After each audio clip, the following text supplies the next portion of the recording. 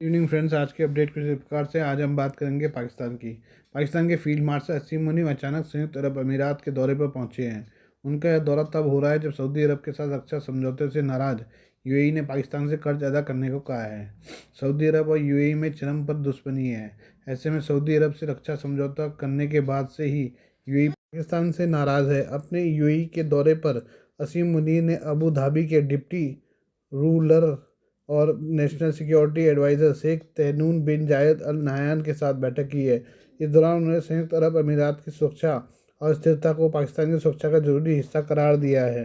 पाकिस्तानी सेना के propaganda wing inter service public relation के अनुसार अबू धाबी के डिप्टी रूलर और नेशनल सिक्योरिटी एडवाइज़र शेख तैमून बिन जायद अल नाह्यान के साथ बैठक में असीम मुनी ने अलग अलग सेक्टर्स में खासकर इकनॉमिक कोलैबोरेशन, इन्वेस्टमेंट और सिक्योरिटी के फील्ड्स में बायलैटरल कोऑपरेशन को मजबूत करने के तरीकों पर चर्चा की।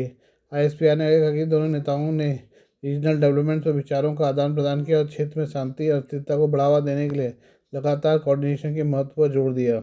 मीटिंग के दौरान फील्ड मार्शल मुनी ने यूएई सरकार के लंबे समय से किए गए इन्वेस्टमेंट और दशकों से पाकिस्तान की इकनॉमी और सिक्योरिटी को लगातार सपोर्ट देने के लिए दिल से तारीफ और शुक्रिया अदा किया।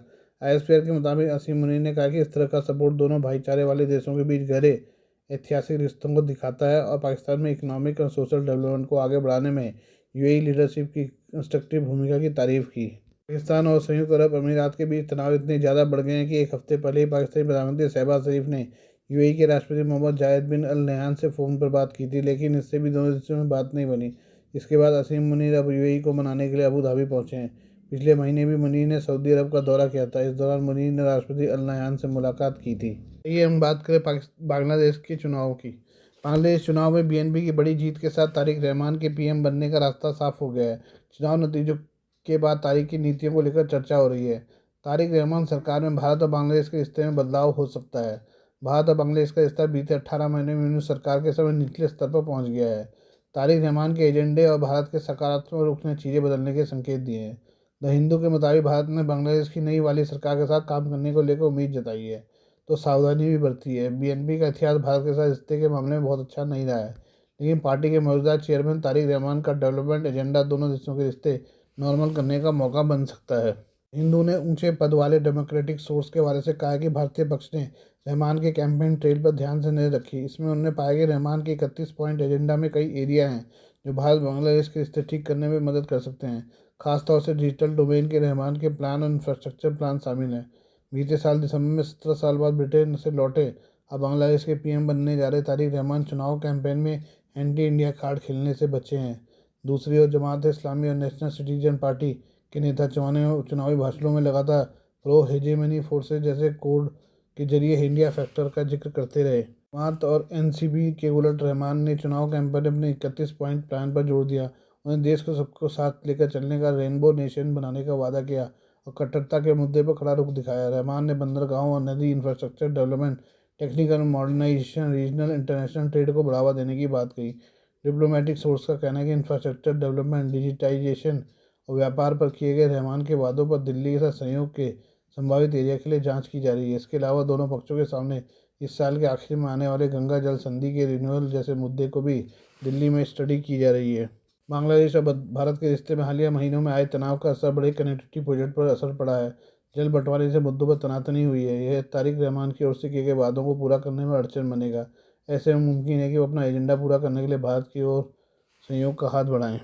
ये बात करें अमेरिका की। अमेरिका ने परमाणु रिएक्टर को एक जगह से दूसरी जगह एयरलिफ्ट कर इतिहास रच दिया है। अभी तक यह माना जाता रहा है कि परमाणु रिएक्टर एक स्थिर और परमानेंट स्ट्रक्चर होते हैं जिन्हें एक जैसे जगह से दूसरी जगह शिफ्ट नहीं किया जा सकता, लेकिन अमेरिका ने ऑपरेशन विंडलॉर्ड के जरिए वॉर्ड 250 परमाणु रिएक्टर के 8 मॉड्यूल को 3 C-17 Globemaster transport plane से कैलिफोर्निया के मार्च एयर रिजर्व बेस से यूटा के हिल एयर फोर्स बेस तक ये लिफ्ट किया है। वॉट 250 माइक्रो रिएक्टर को कैलिफोर्निया के वेलर एटॉमिक्स का बनाया है। हालांकि ट्रांसपोर्ट करते हुए उसमें न्यूक्लियर फ्यूल नहीं था। वॉट 250 एक कॉम्पैक्ट न्यूक्लियर रिएक्टर है जो लगभग एक बड़ी वैन के साइज़ का है। अपनी पूरी क्षमता पर रिएक्टर लगभग 5 मेगावाट की बिजली बना सकता है, जो लगभग 5000 घरों को उजाला करने के लिए काफ़ी है। इस साल के आखिर में यह मशीन 100 किलोवाट की क्षमता पर काम शुरू करेगी और धीरे धीरे 250 किलोवाट तक अपनी उत्पादकता बढ़ाएगी। ऐसे ही धीरे धीरे ये अपनी पूरी क्षमता से काम करना शुरू कर देगी। वॉट 250 न्यूक्लियर रिएक्टर की खूबी क्या है? इस न्यूक्लियर रिएक्टर का सबसे बड़ी खूबी इसकी डिज़ाइन है, जो इसे पारंपरिक रिएक्टर से अलग बनाता है। यह reactor TRISO tristructural isotropic particle fuel का इस्तेमाल करता है। यह एक ऐसा फ्यूल है जिसमें यूरेनियम के दाने सिरेमिक मटेरियल की कई परतों के अंदर लिपटे होते हैं और यह पानी के बजाय हीलियम से खुद को ठंडा करता है। इससे यह पुराने रिएक्टर डिज़ाइन की तुलना में ऑपरेट करने में ज़्यादा सुरक्षित, खराब होने में कम मुश्किल और ज़्यादा तापमान पर चलने में सक्षम हो जाता है। कोल रिएक्टर भारत के लिए क्यों जरूरी? भारत एक विविध भौगोलिक क्षेत्र वाला देश है। इससे कहीं ऊंचे पहाड़ तो कहीं रेगिस्तान और कहीं दलदली इलाका है। ऐसे में हर जगह पावर ग्रिड से बिजली पहुंचाना काफ़ी मुश्किल काम हो जाता है। वहीं माइक्रो रिएक्टर को किसी पावर ग्रिड में प्लग करने की जरूरत नहीं होती। ऐसे में रेगिस्तान, पहाड़ों और दलदली इलाके में भी आसानी से बिजली पहुंचा सकता है, वो भी बिना किसी रिफ्यूलिंग की चिंता के। इस माइक्रो रिएक्टर का इस्तेमाल दूर दराज या कठिन भौगोलिक परिस्थिति में स्थित मिलिट्री बेस को भी बिजली सप्लाई करने के लिए किया जा सकता है। यहाँ रिफ्यूलिंग, कॉन्वॉय या पेट्रोल डीजल की सप्लाई चेन दुश्मन का आसान निशाना बन सकती है। ये बात करें नेपाल की। नेपाल में पूर्व राजा ज्ञानेन्द्र शाह के कड़ी सुरक्षा के बीच आगमन पर सैकड़ों समर्थकों ने शुक्रवार को हवाई अड्डे पर एकत्र होकर देश में राजशाही की बहाली की मांग की। त्रिभुवन अंतर्राष्ट्रीय हवाई अड्डे पर राजशाही समर्थकों के हाथों में नारे लिखी तख्तियां थी और देश में लोकतंत्र बहाली के बाद से आई विकृतियों का विरोध कर रहे थे। समर्थकों ने कहा, हम अपने राष्ट्र को बचाने के लिए राजा ज्ञानेन्द्र को वापस सत्ता में लाना चाहते हैं। ये समर्थक काठमांडू जिला प्रशासन कार्यालय द्वारा एयरपोर्ट के आसपास के क्षेत्र में 5 से अधिक लोगों के जमवाड़े पर प्रतिबंध लगाने वाले निषेधाज्ञा लागू होने के बावजूद यहाँ जमा हुए। वरिष्ठ नेता कमल थापा के नेतृत्व में राजशाही समर्थक, राष्ट्रीय प्रजातंत्र पार्टी के कार्यकर्ता तथा नवराज सुवेदी व दुर्गा परसाई के नेतृत्व में विभिन्न अन्य समर्थक समूह शुक्रवार सुबह से ही हवाई अड्डा क्षेत्र में पहुंच गए। हवाई अड्डे के आसपास के क्षेत्र में बड़ी संख्या में सुरक्षाकर्मी तैनात थे। पूर्व राजा ज्ञानेन्द्र के लिए जुटने से पहले काठमांडू में प्रेस वार्ता के दौरान दुर्गा परसाई ने कहा कि वे 5 मार्च को होने वाले आम चुनाव से पहले राजशाही संस्था को बहाल करना चाहते हैं। उन्होंने दावा किया कि देश में हिंदू राजा की पुनः स्थापना के उनके एजेंडे को संबोधित किए बिना चुनाव नहीं कराए जा सकते। नेपाल ने 2008 में राजशाही को समाप्त कर दिया था, लेकिन आर्थिक संकट और राजनीतिक अस्थिरता के बीच पिछले साल राजशाही समर्थन प्रदर्शन फिर से शुरू हो गए।